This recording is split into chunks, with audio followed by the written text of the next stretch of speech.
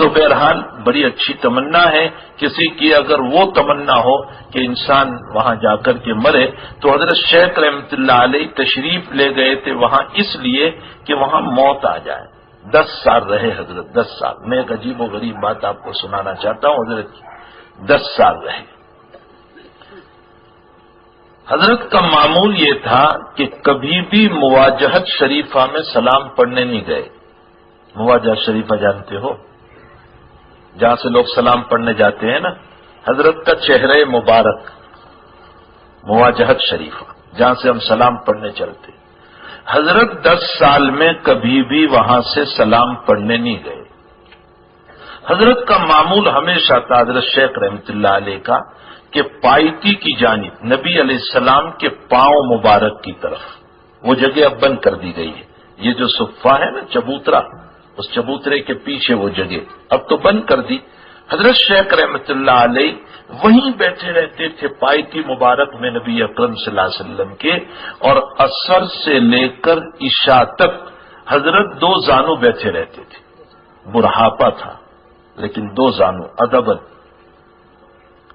میں بھی بیٹھا ہوں میرے حضرت شیخ یونس صاحب کے ساتھ اسی جگہ پر جہاں حضرت بیٹھتے تھے، اور مجھے شیخ نے کہا تھا کہ میرے حضرت یہیں بیٹھتے تھے، اور میں بھی عصر سے عشاء تک حضرت شیخ کے ساتھ بیٹھا رہا تھا.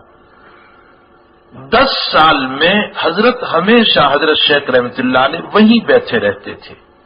صرف 2 مرتبہ مواجہت شریفہ میں گئے سامنے. 10 سال میں 2 مرتبہ. ہم 10 دن میں 50 مرتبہ جاتے. 10 سال میں 2 مرتبہ گئے.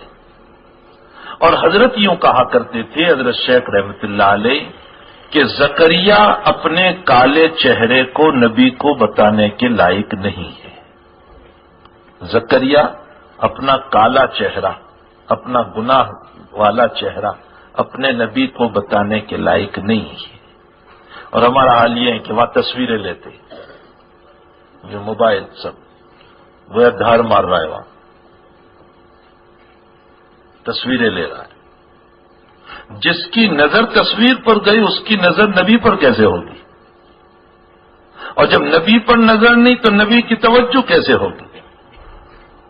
ابو داؤد شریف میں، چلو بات سے بات مجھے یاد آئی، ابو داؤد شریف میں ایک عجیب روایت ہے. حضور پاک صلی اللہ علیہ وسلم فرماتے ہیں لا تتخذوا قبری عیدا، تم میری قبر کو عید نہ بناؤ. تمام محدثین نے تو اس کا ترجمہ کیا کہ میری قبر کو عید نہ بنانے کا مطلب یہ ہے کہ جیسے عید پر میلے لگتے، جگہ جگہ میلے لگتے نا عید پر، فرمایا اس طرح میری قبر پر میلے مت لگانا. تمام محدثین نے یہی مطلب بیان کیا. ملا علی قاری رحمت اللہ علیہ نے مشکات شریف کی شرح میں اس کا مطلب یہ بیان فرمایا کہ جیسے عید سال میں کبھی کبھی آتی ہے، اس طرح تم میری قبر پر کبھی کبھی نہ آنا، بار بار آنا. عید کی طرح 14ویں رات کا چاند مت بننا. اللہ نے دیا ہو تو میری قبر پہ بار بار آنا، بار بار آنا، تاکہ تمہیں میری سفارش نصیب ہو.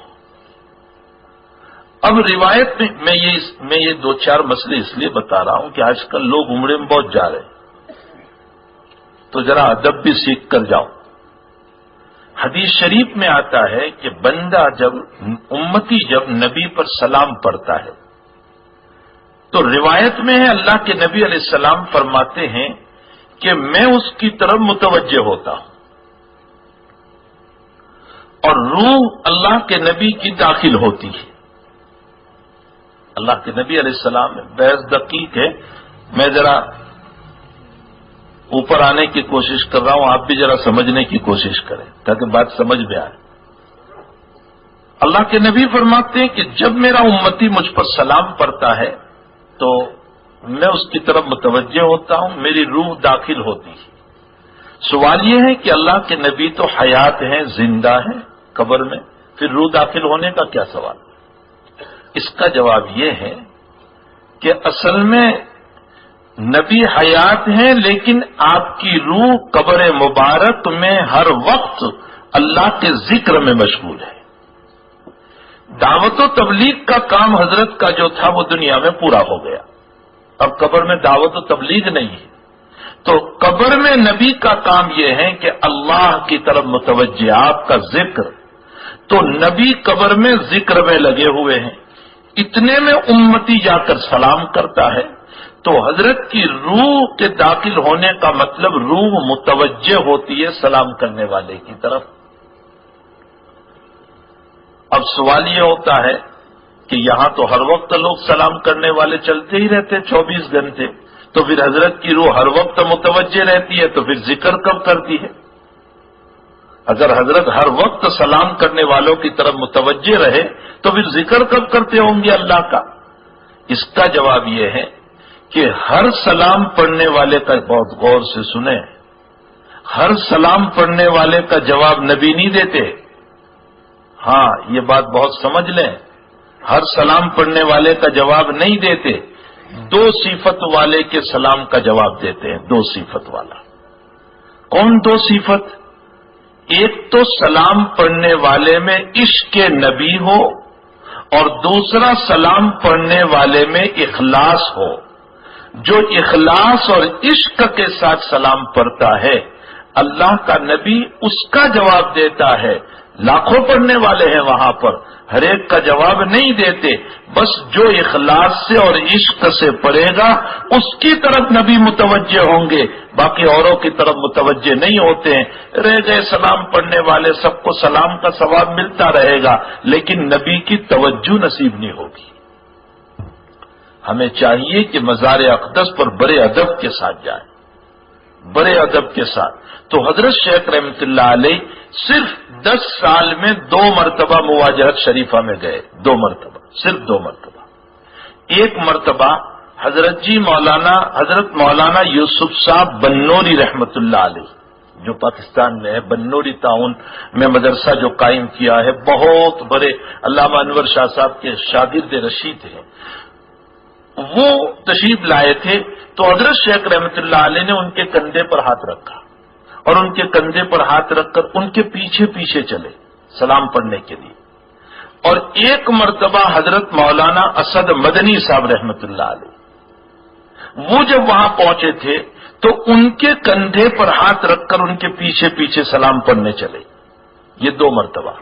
اور 2 مرتبہ سلام ان کے پیچھے پڑھا ان کے ساتھ اور باہر نکل کر ان دونوں بزرگوں سے یوں کہا کہ بھائی گنہگار زکریا کی ہمت نہیں ہو رہی تھی نبی کے سامنے آنے کی، لیکن میں تم دونوں کے پیچھے پیچھے اس لیے آیا کہ تم دونوں سید ہو، نبی کی اولاد ہو، تو نبی اپنی اولاد کی طرف توجہ کرے گا، شاید تمہاری برکت سے زکریا کی طرف بھی توجہ فرما لے. اللہ اکبر. اب دیکھیں عظمت، دیکھیں نبی کریم صلی اللہ علیہ وسلم. اور ہم کیسے جاتے ہیں وہاں دھور جانور کی طرح، کوئی ادب نہیں، کوئی سلیقہ نہیں. وہاں آج بھی بڑے حروف سے لکھا ہوا ہے لا ترفعوا اصواتکم فوق صوت النبی ولا تظہروا له بالقول كظهر بعضكم لبعض ان تحبط اعمالکم. نبی کے سامنے زور سے مت بولنا، زور سے وہاں سلام پڑھنا ممنوع ہے، یاد رکھنا. اور آگے فرمایا تم میرے نبی کو ایسے نہ بلانا جیسے تم آپس میں ایک دوسرے کو بلاتے. اے محمد، اے قاسم، ایسے مت بلانا میرے نبی کو، ادب سے بلانا، یا نبی اللہ، یا رسول اللہ، ادب سے بلانا. اور اگر تم زور سے بولے یاد رکھو ان تحبط اعمالکم، میں تمہاری ساری نماز، روزہ، زکوٰۃ، حج کے ثواب کو بیکار کر دوں گا. ان تحبط اعمالکم معمولی چیز ہے. جب نماز، روزہ، زکوٰۃ کا ثواب اس نبی کے سامنے زور سے بولنے سے چلا جاتا ہو تو پھر نبی کا مقام کتنا اونچا ہوگا.